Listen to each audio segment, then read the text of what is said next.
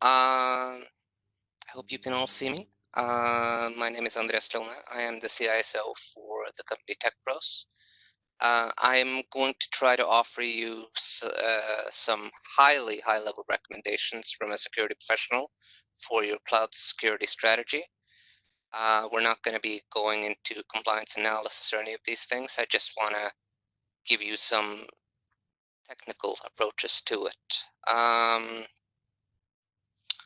Now, firstly, when you're reviewing your possible vendors, you're going to want to favor a vendor that favors scalability and diversity. A lot of people think they're going to be doing everything within one environment, so they don't really prioritize that. You're going to want a vendor that can support multi-cloud deployments. Or otherwise you're going to be building a lot of mid-tier capabilities that are going to be negatively impacting both your stability and your ability to monitor effectively, because all major commercial cloud solutions have their own schemes. They have their own strategy approach native to security, and you're going to want to utilize that. You're also going to want to prioritize scalability. What happens if the load to your application is multiplied by 10? What if it's multiplied by 1,000? How is that going to impact your ability to not only run the service, but also effectively monitor and secure it? Secondly, you're going to want to look at, can your vendor deliver cloud native solutions, or will you have to end up trying to adapt your legacy solutions? Adapting your legacy solution on your current level could be successful, but you'll see that when you try to scale it up, it might crumble quite quickly. A good example of that are things like legacy firewalls or VPN solutions. Many providers try to supply a virtual option for when first adopting cloud integration. What you then wind up doing is running multiple instances. So you're just hoping that you replicated correctly all of your application control policies.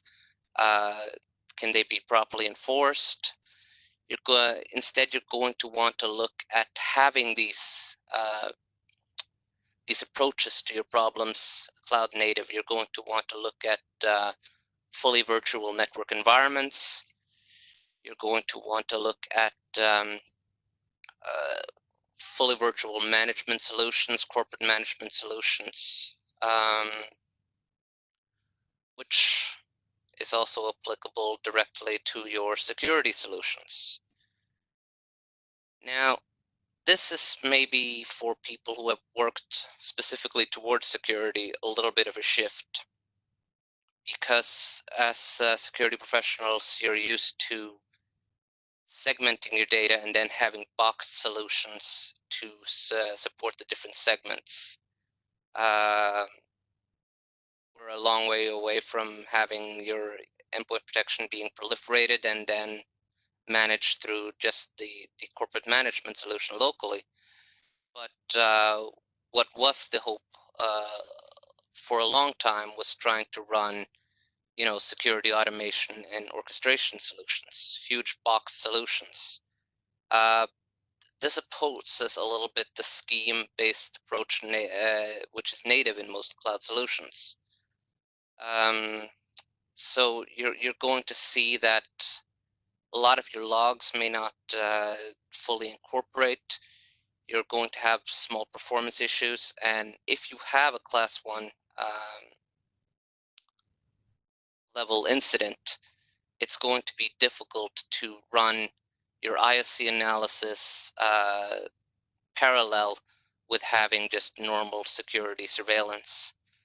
So look for well-documented and well-maintained APIs that can seamlessly integrate with other tools through standard approaches like webhooks.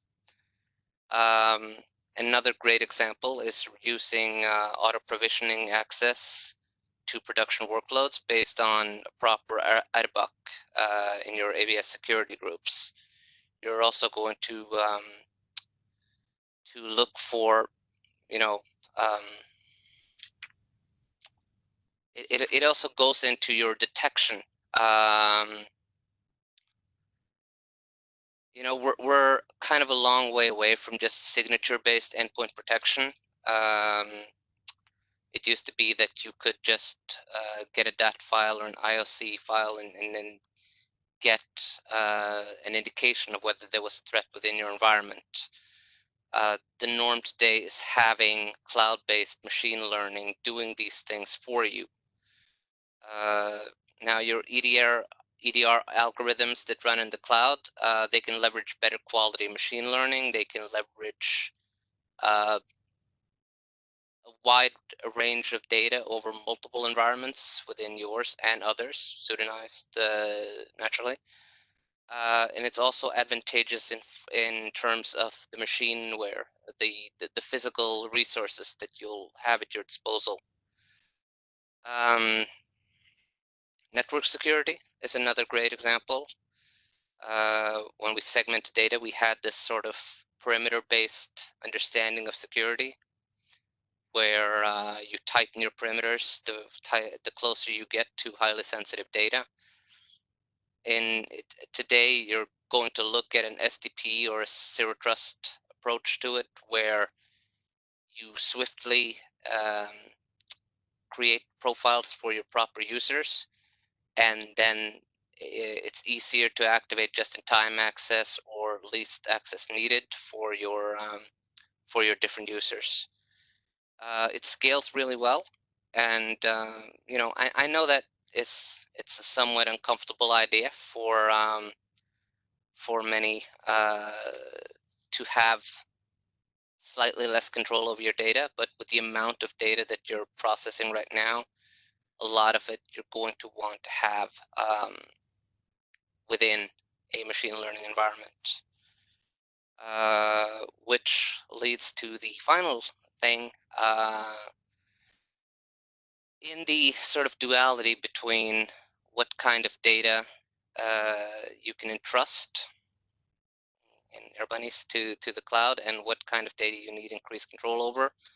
A lot of people are turning to an on-prem versus cloud solution. You're going to want to evaluate solutions that give you an optimal environment in a hybrid cloud environment. Ask yourself questions like, will your on-prem CM be able to collect logs from all of your running cloud services? Can the beautiful RBAC that you've spent 15 years perfecting with your current user bases and your teams, is that going to give the right access across all on-prem and across all multi-cloud environments? And also, where do you really need to control? What do you really need to control locally? Your PKI services, although offered through cloud environments, make a decision as to whether or not those things might be something that you have an increased control over.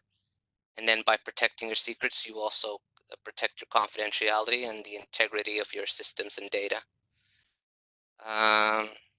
Yeah, I hope that in some way is helpful, and I yield my time since we're not running questions.